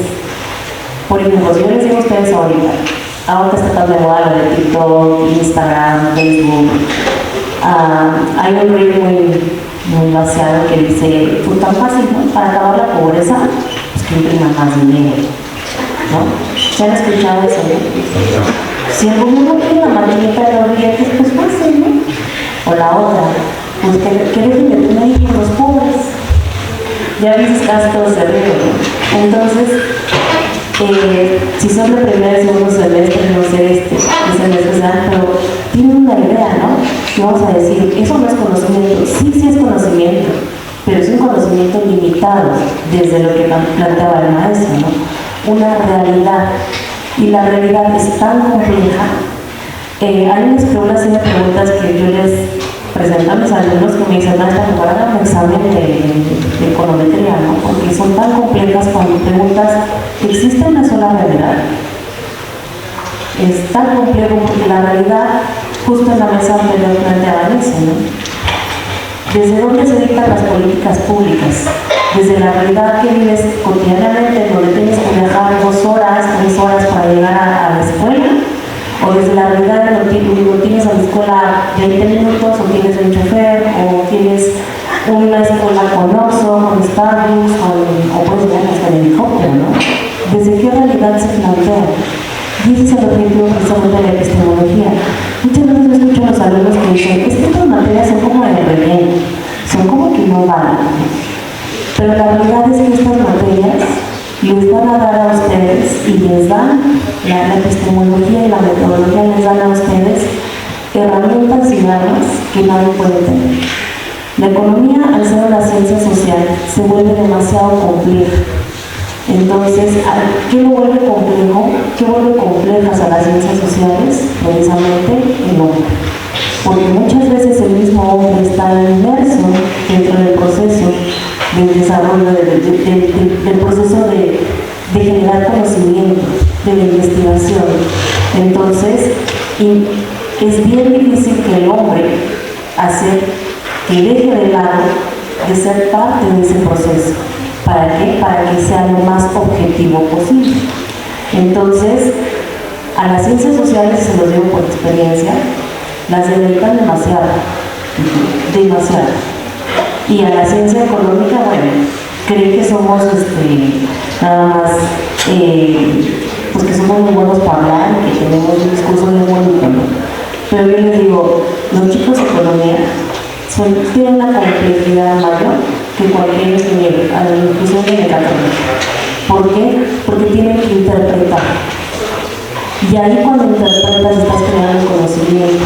Y desde dónde partes de teorías que ustedes manejan, estudian teorías de hace 3 siglos. La realidad no es la misma, el contexto es el mismo. Adecua ahora esas teorías a esta realidad, a este contexto. Y es ahí donde radica, dicen, bueno, ¿por qué tengo que estudiar epistemología? ¿Por qué tengo que ver? Porque simplemente tienes que poder fortalecer tus argumentos. ¿Cómo vas a argumentar? A mí la chica que me dice, pues fácil, que tenga más dinero en el gobierno, argumenta. Y ahora ustedes tienen una labor mucho más fuerte que los de esta época, los que estamos de este lado. ¿Por qué? Porque ustedes tienen algo que se llama Internet y llegó la inteligencia artificial. Entonces, ahora, escuchando cómo se genera la inteligencia artificial, el creador de esta analiza precisamente cómo la mente humana funciona, cómo genera. ¿Sí? Por eso es inteligencia. Se supone que la inteligencia es una cualidad propia del ser humano, el razonamiento. Y lo puede, al final lo puedo reproducir a través de la máquina. Y yo les digo, bueno, todo el mundo habla de inteligencia, todo el mundo habla, y les digo, ¿cuándo te acaba la inteligencia artificial? ¿Cuándo bajas el switch? ¿Quién alimenta todos esos algoritmos con los que funcionan? Un hombre. Entonces, la inteligencia artificial no va a generar conciencia, y eso es lo que nosotros tenemos. Una conciencia. En la mesa anterior hablaba precisamente de esa parte de la conciencia social, la conciencia que ninguna máquina nos va a dar. Ustedes tienen una herramienta que es el ChatGPT. Es una herramienta, yo no lo como enemigo, yo lo veo como una herramienta. ¿Por qué? Porque me da un punto de partida. Pero si yo nada más me aboco a eso, puedo caer en un error. Y entonces mi conocimiento puede perder credibilidad. Y justo ese es el proceso que la epistemología intenta, o ha intentado a lo largo de todos estos años, ir ya diciendo, ¿sabes qué? En algún punto decían, las ciencias sociales no son ciencias. ¿Por qué? Porque no pueden reproducir el método científico. ¿Por qué? Porque no pueden llevar a cabo la experimentación, en efecto. Y por eso es tan complejo. Porque, por ejemplo, en el caso de la psicología, los que dicen, a ver, estudia la esquizofrenia. Bueno, no los brotes psicóticos no se presentan de igual manera en todos. La economía, ojalá, me decía un maestro, los economistas se pasan la mitad del tiempo pronosticando y la otra mitad del tiempo explicando por qué no funcionó. Ojalá los modelos que se corren, con los que se rompen la cabeza y que tanto están con las matemáticas, ojalá funcionaran así. Y justo ¿qué son los modelos? Es una abstracción de la realidad. ¿Y qué pasa si esa realidad yo no la hago lo más objetiva posible? ¿Qué pasa si yo digo, desde mi mundo de privilegios, yo siempre les digo a mis estudiantes, ¿no? A ver, el que no estudia en la universidad es porque es un flojo, ¿no? Y todos me ven con cara de que sin ser maestra, ¿de verdad piensa eso? Es que yo digo, pues hay becas, ahorita ya tenemos un chorro de becas, ¿no? ¿Por qué no? Claro que no, porque la realidad, la perspectiva de contexto de cada uno es diferente. Y la epistemología, a lo largo de toda la historia, de todas esas teorías que se estudian, todos esos pensadores, si ellos creen que a Santo Tomás de Aquino, ¿no? Dicen, ¿por qué a Santo Tomás de Aquino? Si él es de la Iglesia Católica y bueno, es que en su momento no se dejó de crear conocimiento, durante la Edad Media. El conocimiento estaba limitado, se limitaba a quienes tenían acceso al conocimiento, era un privilegio. Ahora ustedes tienen ese privilegio de tener conocimiento y tener acceso, y más por todas las redes, les digo, toda la información, pero lo que ustedes no pueden perder de vista es que el día de mañana va a haber una nueva generación que va a hablar de ustedes, que va a hablar de esta época. ¿Qué queremos dejar? ¿Qué conocimiento se generó en esta época? Por eso es importante seguir las teorías, por eso son teorías, porque tienen siempre algo que todavía tiene que ser cuestionado. Tienen que encontrar ustedes la razón en qué es lo que puedo cuestionar todavía de una teoría.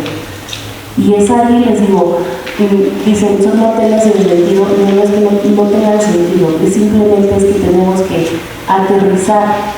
Y es ahí donde yo les digo, nunca se casen con una teoría, porque cuando tú te casas con una teoría, sesgas el conocimiento, no das apertura a poder meter nuevas variables. Las ciencias exactas creen que la economía es una ciencia exacta. ¿Por qué se pasa la mitad del tiempo explicando por qué no funciona el modelo? Pues porque justo el comportamiento del hombre modifica todo esto, ¿no? Por ejemplo, hace unos 15, 20 años se discutía en la Cámara de Diputados si la vacuna del virus del papiloma humano debe introducirse al esquema de vacunación.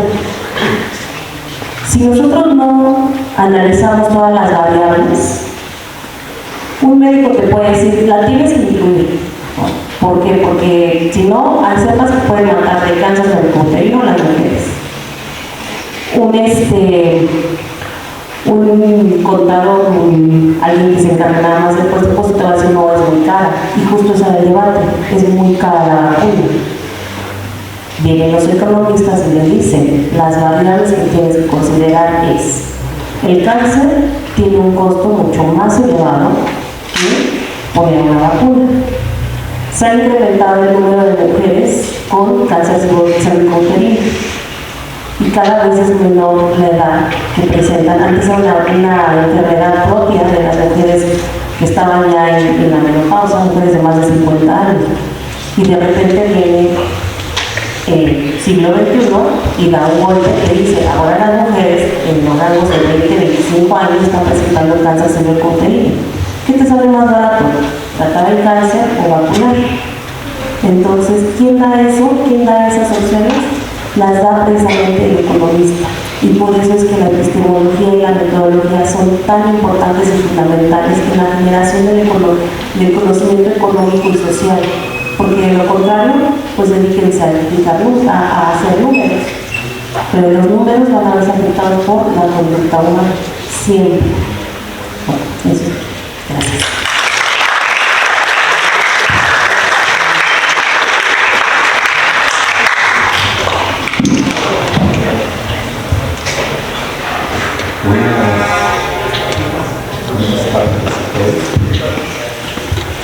Bueno, hace muchos años, cuando me formé aquí en la escuela, cuando estudiamos aquí en la escuela, no existía esta unidad de aprendizaje, no existía epistemología, no existía metodología. Realmente, pues es reciente su incorporación, tiene una gran importancia. Y hace como 20 años, 25 años tal vez, bueno, hace como 25 años aproximadamente que inicié los estudios de maestría, me encontré con metodología. Entonces, pues, ¿qué es esto? Y paulatinamente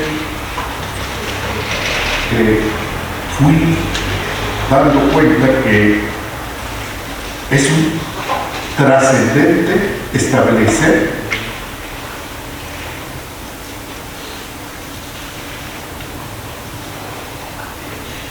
el conocimiento para generar conocimientos.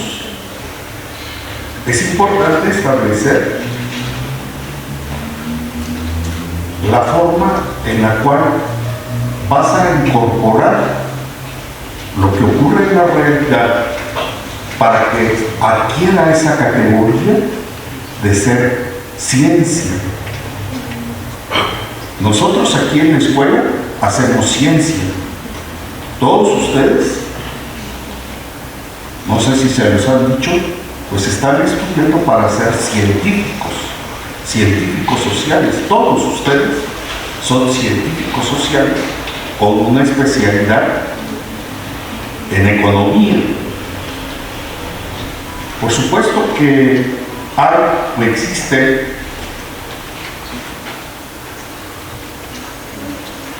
modelos que se llevan a la realidad y se aplican. Tenemos la escuela austríaca que ha desarrollado modelos económicos y que se han aplicado en una realidad tal vez distinta a donde fueron creados. Y los resultados pues son desastrosos. Hay concentración de riqueza y se amplía el número de personas que llegan a estar en pobreza extrema.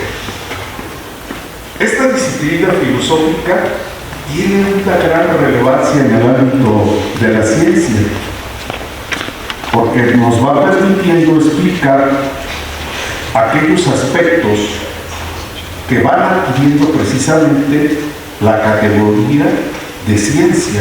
Se construye el conocimiento. Es importante que nuestra licenciatura, por supuesto, contenga estas unidades de aprendizaje, lo que es la teoría del conocimiento, la epistemología. Tenemos desafortunadamente que estudiar a diversos personajes europeos también que se forman en otro ámbito. No se han formado dentro de el ámbito del continente americano por sus condiciones o sus características propias, diferentes a las europeas.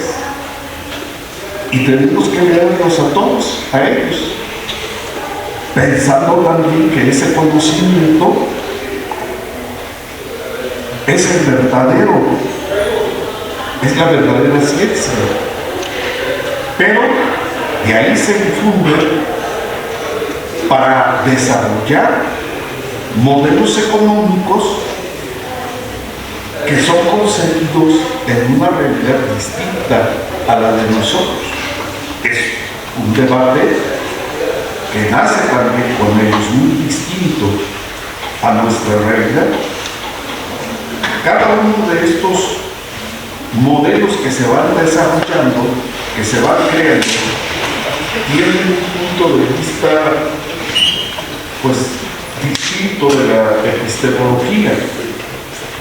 Vamos a encontrar la diferencia, como lo señala von Roark,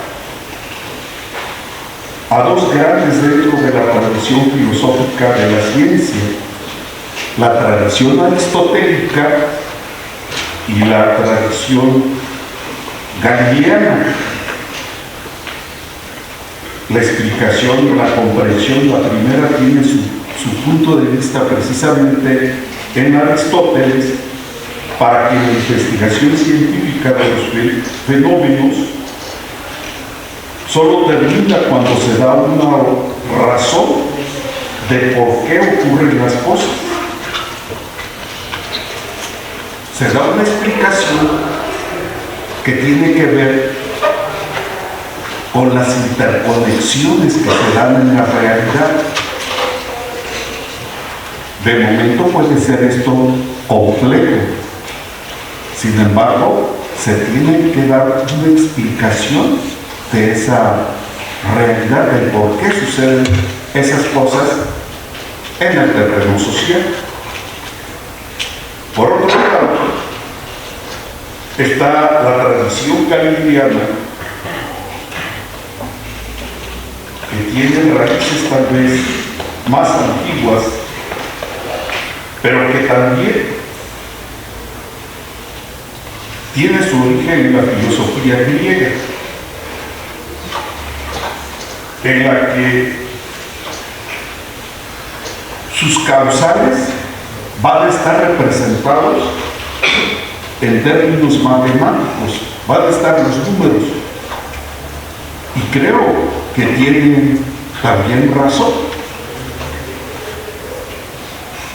El Renacimiento fue una etapa de rompimiento con las ideas que prevalecían.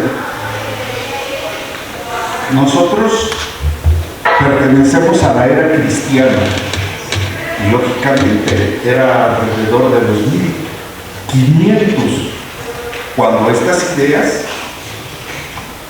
o las ideas que prevalecían comienzan a chocar con una explicación matemática. La Tierra es redonda. En aquella época pues no había forma de poder demostrar que la Tierra era redonda, ¿verdad?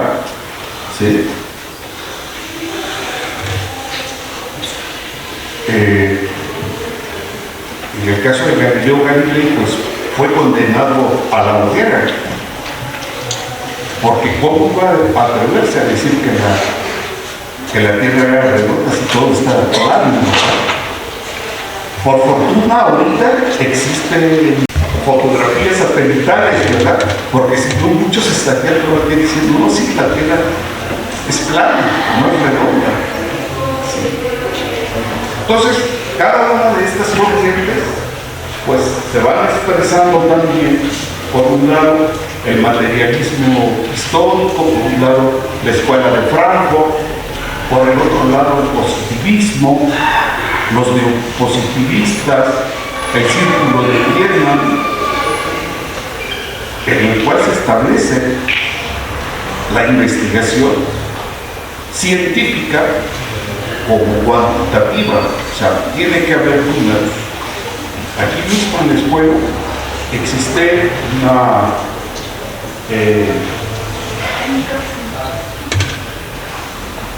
discusión entre quienes dicen que debe de haber más matemáticas y por supuesto tiene una obligación de tener una teoría crítica de lo que ocurre en la realidad.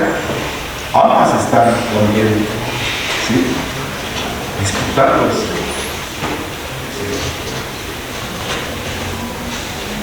Y nosotros pues abordamos a estos pensadores abordamos a Popper, el cual va estableciendo el concepto de la falsación para que un hecho pueda ser reconocido como verdadero, como científico, puede ser falsado.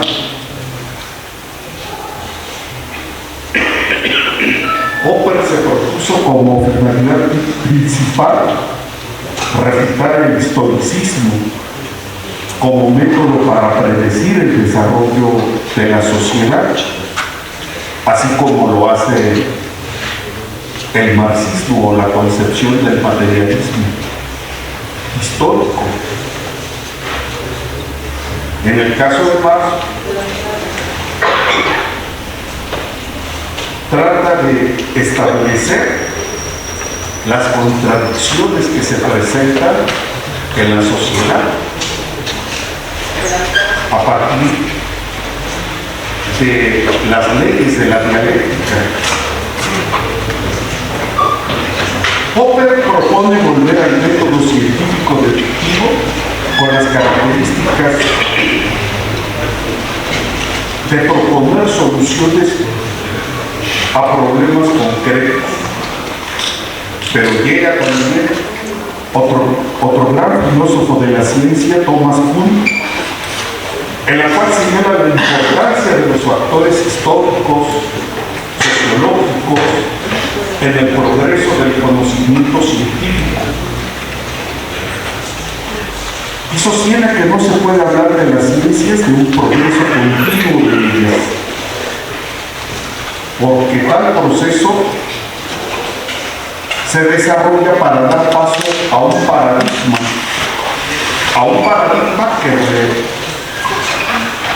que reemplaza al anterior paradigma. Nosotros, nuestro país,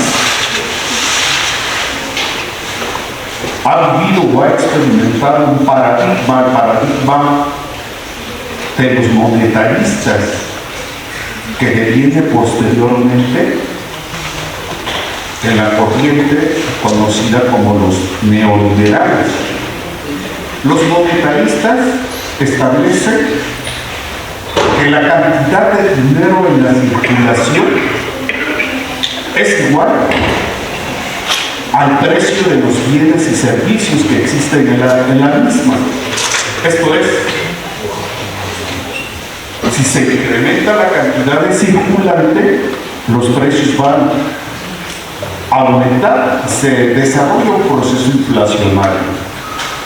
Bueno, nosotros lo vivimos en el último tercio del siglo pasado. Casi la mayor parte de la población en México llegó a ser millonaria, pero no porque la economía estuviese funcionando en forma bollante, sino porque sí efectivamente se disparó la inflación y los billetes eran, el más grande de cuánto fue, nominalmente, de 100,000 pesos era el billete. A partir de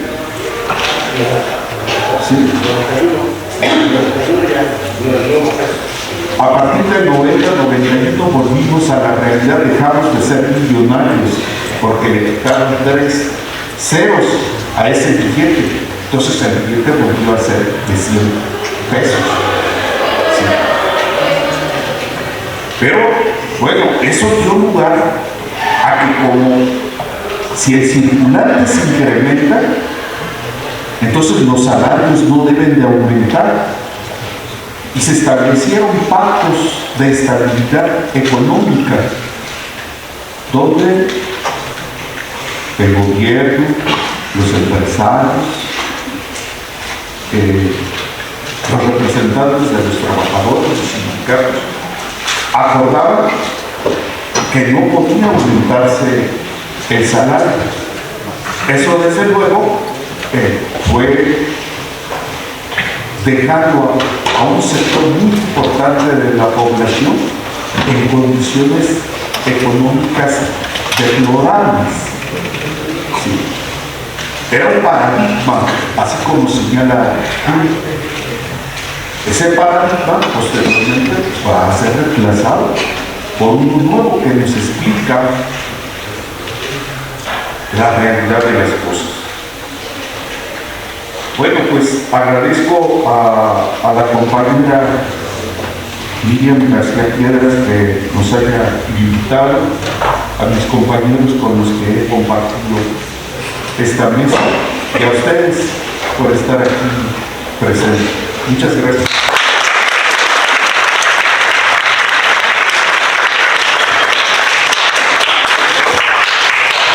Bueno, gracias profesores, estudiantes, un agradecimiento y un aplauso también a la profesora Miriam García Piedras por este espacio de suma importancia que nos muestra el reconocimiento. Y bueno, a continuación haré la entrega de los reconocimientos. ¿Alguien tiene alguna pregunta para los profesores?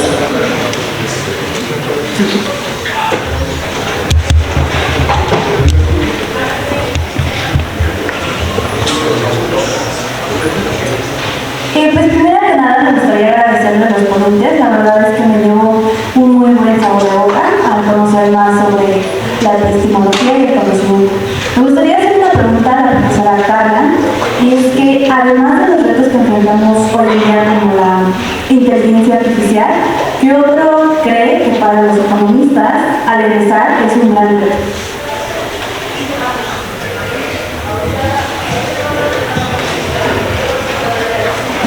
Sí, yo tengo una pregunta para los tres. Escuchando las ponencias, considero, y no solo escuchando las ponencias, desde esta cuestión de la profesora Carla lo dijo muy agudamente, la economía es una ciencia compleja que es social, pero también trabaja la cuestión matemática a nivel de proyecciones, ¿no? De esta cuestión que puede proyectar y que no tiene una, o sea que, por ejemplo, que trabaje con matemáticas, esto puede ser modificable dependiendo de nuestra condición humana, nuestra conducta humana, como tú lo pones, ¿no? Aquí la cuestión es cómo vincular en términos epistémico-metodológicos un pleonasmo, metodología donde confluya lo social y lo matemático, porque considero que esta es como una cuestión como un quiebre metodológico que se aborda hasta dentro de la propia escuela, las materias matemáticas, y que tienen una desvinculación en el ámbito social, porque todavía se sigue en este método positivista donde se piensa que solamente lo que puede ser verificable, lo que puede ser realmente replicable es lo que tiene estos preceptos de verdad. Sin embargo, es muchísimo más complejo porque viene toda esta complejidad humana. Entonces, ¿cómo en términos epistémico-teórico-metodológicos trascender esta visión reduccionista de pensar que hay como hasta un divorcio en la propia economía? No sé si me explico lo que estoy diciendo, que creo que este es un reto en términos de nuevas, no sé si nuevas epistemologías, no me gusta este término, ¿no? Pero nuevas formas de generar y construir metodologías, y aquí entra, ¿no? Por eso el tema de la mesa, del coloquio, la economía como una ciencia transdisciplinaria, que rompe con este divorcio entre ciencias duras y ciencias sociales, ¿no? Que ya está pues, bastante cuestionado y que de alguna forma está siendo resignificado, sobre todo en nuestro tiempo histórico, ¿no?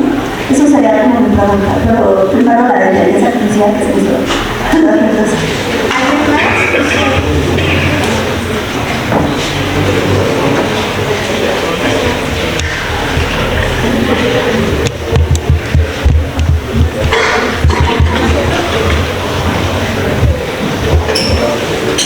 Bueno,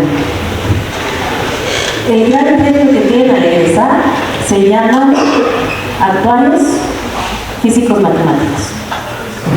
Ese es el gran reto que tiene. ¿Por qué? Cuando entra en economía, mucha gente viene con la idea de finanzas.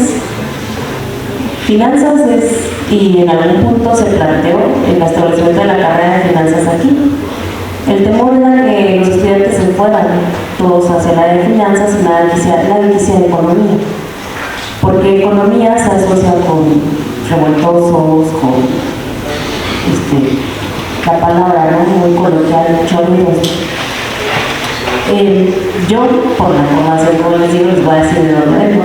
Yo soy egresada de la ESCA, soy licenciada en Relaciones Comerciales. Las críticas que he recibido exactamente, ¿no? Entonces, y esto responde la pregunta de la maestra. Cuando yo egreso de allá, yo vengo con la idea de no lo tatúan. Las empresas buscan lucro y tu función es darle lucro, o sea, darle dinero. Pero viene mi parte social. Yo era casi que aspiraba a ser la Madre Teresa de Calcuta. Entonces, conozco el programa de economía y me interesa. Porque ustedes, como les dije, ¿qué reto enfrentan? A los matemáticos y a los actuarios. ¿Por qué? Porque ellos nos emplean mucho, porque muchos de ustedes tienen la aspiración de trabajar en casa de bolsa, de ser accionistas, de ser el próximo Chris Gardner, ¿no? O sea, porque dicen, bueno, es que hacia vaya, pues Estados Unidos sí trabaja con fondos de inversión y tiene esa parte. México tenemos otras cuestiones que todavía los fondos de inversión no son tan fuertes y muchos, y se los dio por experiencia de la maestría. ¿Cómo llegué aquí? Porque vine a, cursar aquí el programa de la maestría de Ciencias Económicas y me especialicé en Comercio Internacional. Y ahí es donde veo que mi visión de repente rompía mucho y sigue rompiendo mucho con los economistas. ¿Por qué? Porque yo conozco la visión de la empresa y conozco la visión social, la visión macro. Inclusive en mi entrevista para la maestría me decían, ¿estás de acuerdo que no vas a hablar comercio internacional en la parte de aduanas y esa parte, sino que vas a hablar en el macro? Entonces, es muy compleja y los retos que enfrentan, por eso les digo, nunca dejen de leer, nunca. ¿Por qué? Porque el economista se nutre de la parte social, de esas materias que creemos menos importantes, que son historia, metodología, epistemología, donde justo hay un rompimiento total entre están las sociales y están las naturales. Entonces, no, por supuesto que no. Son ciencias.